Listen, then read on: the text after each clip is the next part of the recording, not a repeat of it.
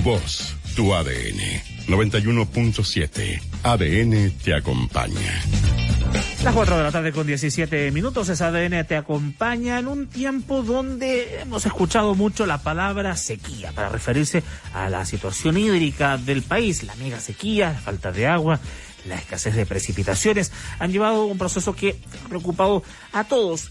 Y uno de los principales usos, más allá de la cocina, del aseo, del riego, es precisamente lo de las plantas.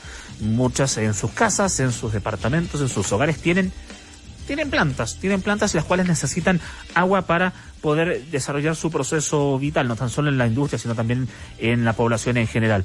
Para el cuidado de las plantas y cómo aprovechar de mejor manera los recursos hídricos, vamos a conversar con Cecilia Ramos, que es académica de la Escuela de Agronomía de la Universidad de las Américas. Cecilia, bienvenida a ADN, ¿cómo estás?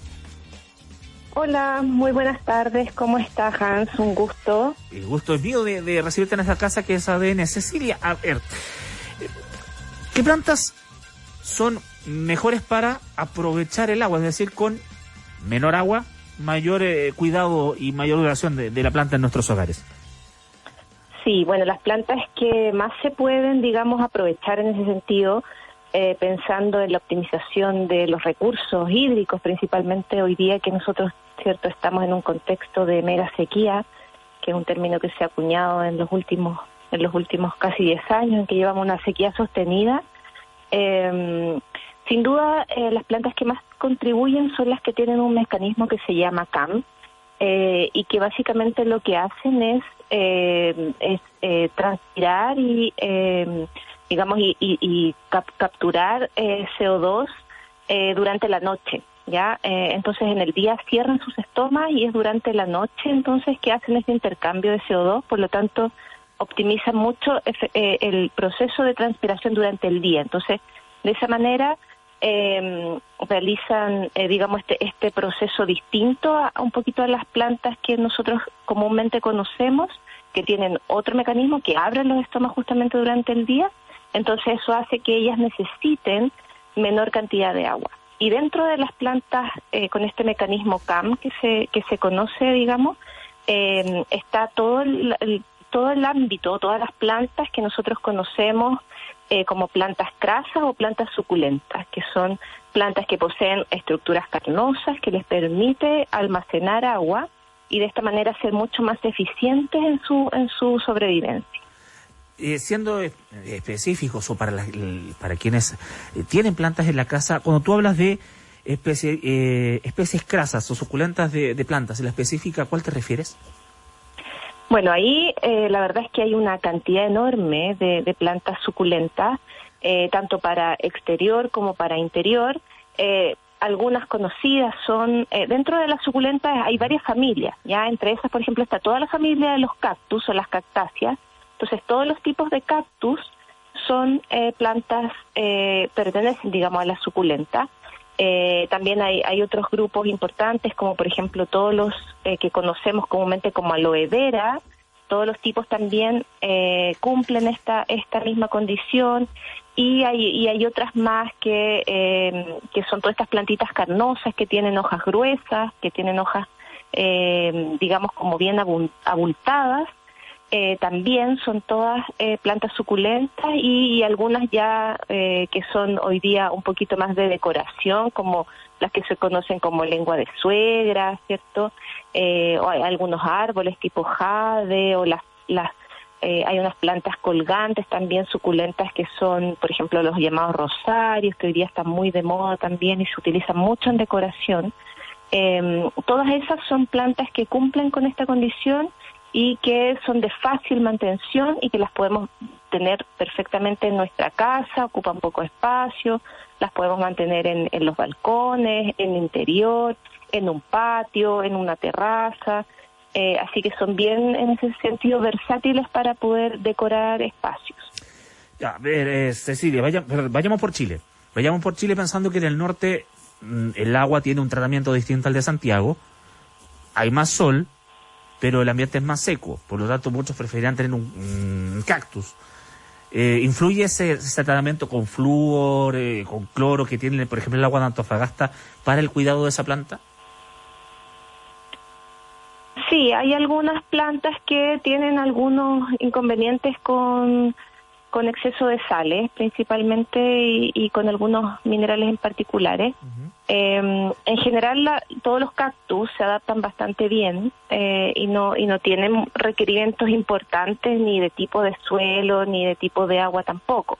Sí hay algunas que son más sensibles, pero en general las suculentas en general son plantas que tienen una buena adaptación, tanto a suelo y a condiciones de agua también. Lo que requieren básicamente es tener idealmente un suelo que sea aireado, un sustrato, digamos, en el que haya un buen drenaje, un suelo aireado, y un suelo que en el fondo permita, que no permita mantener el agua así acumulada, como los suelos arcillosos, por ejemplo, los suelos que son muy limosos, que tienden a mantener el agua más digamos en el sustrato, más que el agua percole. En ese sentido son poco tolerantes los cactus y las suculentas en general al mal drenaje y a la mala aireación, porque ahí están propensas a enfermedades, hongos y bacterias principalmente. Entonces, en ese sentido, cuidar eso, el tipo de suelo.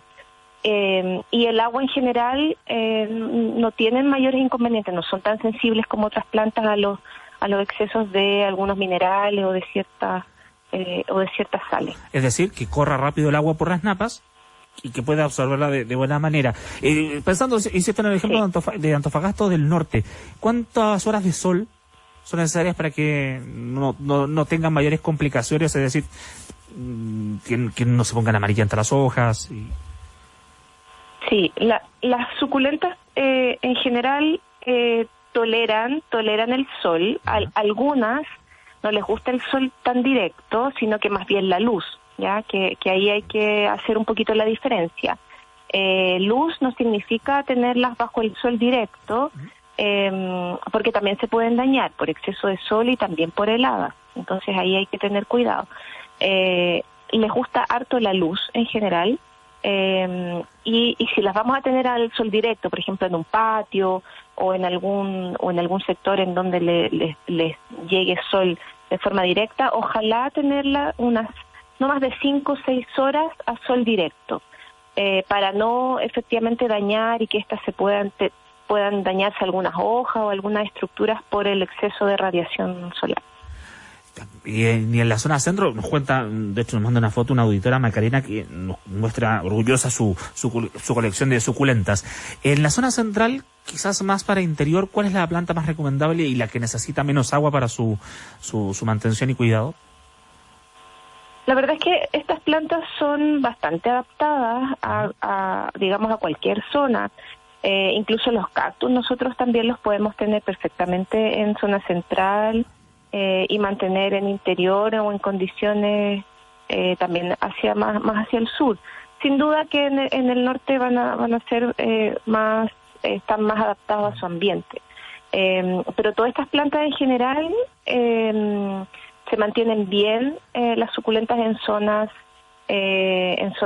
zona central, en la zona norte igual y en la zona sur igual. O sea, no vamos a tener problemas en ese sentido. Y dentro de las que hay algunas que requieren cierta sombra, cierto grado parcial de sombra, por ejemplo algunas gasterias o algunas plantas del género Kalanchoe también que son como arbustos, más bien arbustos de hoja que se llama hoja perenne, hoja también conocida como de vida continua, de vida larga, es decir, que no botan las hojas, sino que mantienen a las hojas durante todo el año. Esas en general se pueden mantener más en condiciones a veces más de semisombra. Entonces ahí se pueden adaptar bien en algunas zonas en que uno las tenga o en interior o en zona más bien central o zona centro-sur. Estamos conversando con Cecilia Ramos en ADN Te Acompaña, académica de la Escuela de Agronomía de la Universidad de las Américas, respecto a las plantas y la optimización del uso del agua en ellas en tiempos de mega sequía. Cecilia, ¿todos los días se riega esa planta? ¿Puede pasar algún día sin que eso ocurra? Sí, el riego es bien importante en ese sentido, que la frecuencia del riego va a depender primero de la época del año en que estemos. No vamos a regar igual en verano que en invierno. También del sustrato en que esté la planta, si está, digamos, en un patio, digamos, no en maceta, sino que en el patio mismo, en el suelo, o si lo vamos a tener en alguna maceta al interior de la casa. Entonces, claramente las plantas requieren, en general, mayor cantidad de agua en verano y cuando están en activo crecimiento, ¿ya?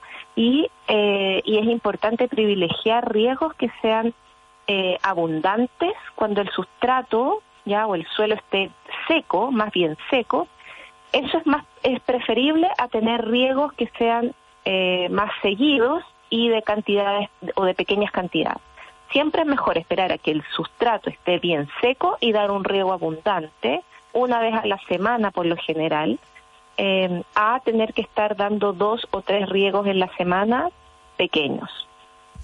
Te llevo a otro terreno, el que suele ocurrir con las canchas de fútbol, las canchas de pasto. ¿Qué generan los hongos que terminan cambiándole el color al pasto o afectando su calidad? Bueno, ahí hay variados tipos de hongos que afectan en general los pastos, los sustratos más bajos. En general, si es por un exceso de agua o un mal drenaje, ¿cierto? Que en el fondo se vea, que es generalmente lo que uno ve en los pastos, ¿cierto? Cuando ve estos como colchones de agua que a veces quedan y el agua no baja, ¿cierto? No percola hacia abajo y quedan como pequeños sectores como inundados, y ahí es donde uno empieza a ver estos manchones amarillentos que están muy asociados a hongos, ¿cierto? Ahí generalmente cuando hay ese tipo de condición, que hay mucha agua y no percola, en general, no siempre, pero en general uno de los hongos que más participa ahí o que más le gusta esa condición es Phytophthora. ¿Ya? Entonces Phytophthora es un hongo que lo podemos encontrar también en árboles y en plantas, pero también lo podemos encontrar en sustratos o en sustratos tipo rastreros o en pasto derechamente por problemas de drenaje. Entonces eso es una condición que sin duda ayuda a que se desarrollen los hongos, porque a ellos les gusta vivir en sistemas que no haya oxigenación. ¿Y es verdad que uno se lleva los hongos, Cecilia, es verdad que uno se le lleva los hongos en la planta del zapato y puede traspasarlo a otros terrenos? Sí, eso también sucede, que nosotros podemos movilizar estas plagas o estas enfermedades en los zapatos, incluso en la ropa. Podemos llevar esporas de los hongos y trasladarlos, ¿cierto?, de un lugar a otro. Podemos ser vectores en ese sentido y mover estas plantas. Al respecto le puedo comentar que hay un hongo que se llama Sclerotium rolfi, que es un hongo que forma unas pequeñas pelotitas muy chiquititas, como cabecitas de alfiler de color café, que se pegan muy fácil, ¿cierto?, en los zapatos, quedan como adheridos. Y ese hongo, que no estaba en Chile, entró justamente en los zapatos de los jugadores de fútbol que venían de otro país a jugar a Juan Pinto Durán, y esa fue la primera vez en que se observó el hongo en Chile, y justamente después tuvieron que sacar el pasto por encontrar estos tipos de manchones que no sabían a qué se debía. Los botaron, digamos, y algunos vecinos se llevaron parte de estos pastos a sus casas y proliferó el hongo de esa manera. Y así es como entró ese hongo al país. La última, Cecilia Ramos, que nos pregunta un auditor a través del WhatsApp de ADN. ¿El árbol, el peumo, consume mucho o poca agua? El peumo en general es un árbol que requiere riego abundante, y también requiere una buena aireación y oxigenación de sus raíces. Entonces, requiere una buena cantidad, pero también tiene que estar, esa agua tiene que estar bien drenada, o sea, tiene que tener un sustrato, un suelo que le permita que el agua no quede, digamos, que no quede a ras de suelo, que veamos que se aposa el agua, sino que el agua tiene que fluir. Si el agua corre y percola hacia abajo, puede tener un buen drenaje y significa que está llegando en todo el perfil del suelo, es decir, en todas las capas del suelo, y eso significa que llega hacia todas las raíces, ¿ya? Porque las raíces, las que más absorben agua en general, son los pelos radicales, no las raíces gruesas, y los pelos radicales están siempre en los terminales de las raíces, entonces siempre están más en profundidad que en superficie. Entonces por eso tenemos que asegurarnos de regar con abundante agua, pero darnos cuenta también y revisar que esta agua percole por el suelo para que no quede anegado y que puedan haber ahí problemas de hongos. Cecilia Ramos es académica de la Escuela de la Agronomía, bien digo, de la Universidad de las Américas. Ha estado con nosotros hablando de la mega sequía y cómo capitalizar mejor el agua en el desarrollo y el crecimiento de nuestras plantas, pastos y árboles en el país. Cecilia, ha sido muy amable y que tengas un muy buen martes. Muchas gracias, Hans. Igual ustedes. Muy buenas tardes.